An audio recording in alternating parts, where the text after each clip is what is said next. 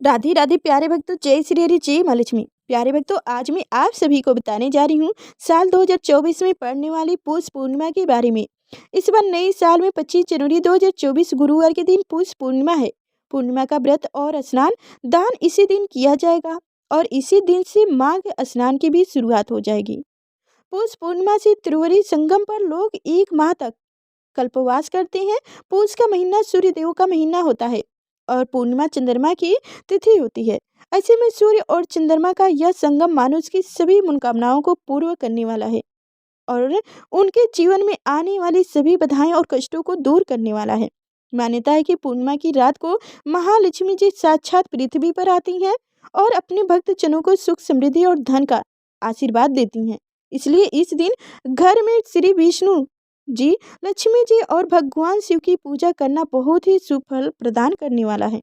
इसी दिन श्री सत्यनारायण व्रत भी रखा जाता है, कथा भी सुनी जाती है और सत्यनारायण भगवान की कृपा से भक्तों के सभी मनोरथ पूर्ण हो जाते हैं। घर में सुख समृद्धि आती है और इस बार की पूर्णिमा के दिन बहुत ही शुभ संयोग बन रहे हैं, जिनमें पूर्णवासी योग सुबह 8:01 तक रहेगा और उसके बाद में पुष योग प्रारंभ हो जाएगा।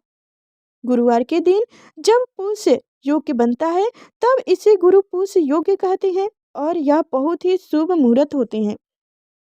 वीडियो शुरू करने से पहले मैं आपको थोड़ी सी जानकारी दे दूं कि गुरु पुष योग के बारे में, ताकि आप इस बार गुरु पुष योग में पूजा करके शुभ फलों की प्राप्ति कर सकें।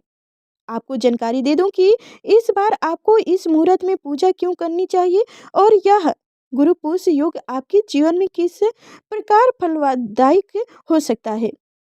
इस खास दिन और खास मुहूर्त यानी गुरु पुष योग में साधना करने पर, पूजा पाठ करने पर बहुत ही अच्छे और शीघ्र परिणाम प्राप्त होते हैं। गुरु पुष योग के लिए तो यह भी कहा जाता है कि अगर कोई व्यक्ति अपने किसी कार्य, अपने किसी उद्देश्य में शीघ्र प्राप्ति करना चाहते हैं, सफलता प्राप्त करना चाहते हैं, तो उसे इस दिन अपने इष्ट भगवान से इच्छा पूर्ति के लिए प्रार्थना पूजा अर्चना करनी चाहिए। ऐसा करने से मन चाही सिद्धि या मन चाही फल निश्चित रूप से प्राप्त होते हैं। इस समय में किए गए काम में सफलता निश्चित ही प्राप्त होते हैं। अगर आप किसी मनोकामनाएं पूर्ति के लिए किसी भी समय जब गुरु पुष योग्य हो उस समय सच्ची मन से पूजा करें तो आपके जीवन में आप जो कुछ भी प्राप्त करना चाहते हैं वह आपको निश्चित ही प्राप्त हो सकती है। इसलिए इस बार आप पूर्णिमा के दिन इस शुभ युग में कोई नया काम या मनोरथ पूर्ति के लिए कोई उपाय अवश्य करें। गुरु पुष नक्षत्र को सभी नक्षत्र में सबसे अच्छा शुभ माना जाता है और इसे सभी नक्षत्रों का राजा भी कहा जाता है। इस युग में आप सोना चांदी खरीद सकते हैं। महंगाई के कारण जो लोग सोना आज के दिन नहीं खरीद सकते वो कोई पीला वस्तु जरूर खरीदें। आप हल्दी खरीद सकते हैं, चने की दाल या गुड़ खरीद सकते हैं और इन्हीं वस्तुओं का आप दान भी आज के दिन कर सकते हैं। किसी प्रकार के गहनों की खरीदारी करने के लिए भी यह योग बहुत ही शुभ रहता है।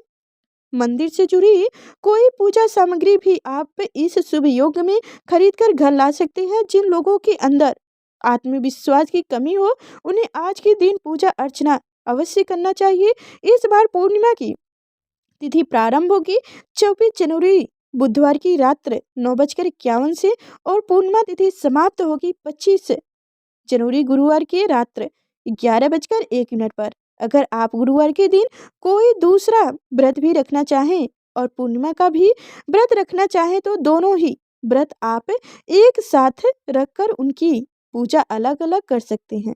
अब बात करते हैं इस दिन रहने वाले शुभ और अशुभ मुहूर्त यानी राहु काल के समय की, जो 25 जनवरी गुरुवार को सूर्योदय सुबह 7:01 पर और सूर्यास्त होगा शाम 6:04 पर। ब्रह्म मुहूर्त का समय सुबह 5:37 से 6:02 तक रहेगा। अभिजीत मुहूर्त, जो कि सत्यनारायण भगवान की कथा का पाठ करने या दान आदि देने के लिए शुभ माना जाता है, दोपहर 12:01 से 1 बजे तक रहेगा और गुरु पूष योग्य सुबह 8:01 से लेकर सारा दिन रहेगा, जो कि अगले दिन समाप्त होगा। राहु काल का समय, जो कि अशुभ मुहूर्त में गिने जाते हैं, दोपहर 1:30 से 3 बजे तक रहेगा। अब जानिए इस दिन रहने वाले चंद्रोदय के समय के बारे में। इस दिन चंद्रोदय होगा शाम 5:48 पर। तो शाम की पूजा आप इस समय के बाद से कभी भी कर सकते हैं, चंद्र देवता को अर्घ्य देकर।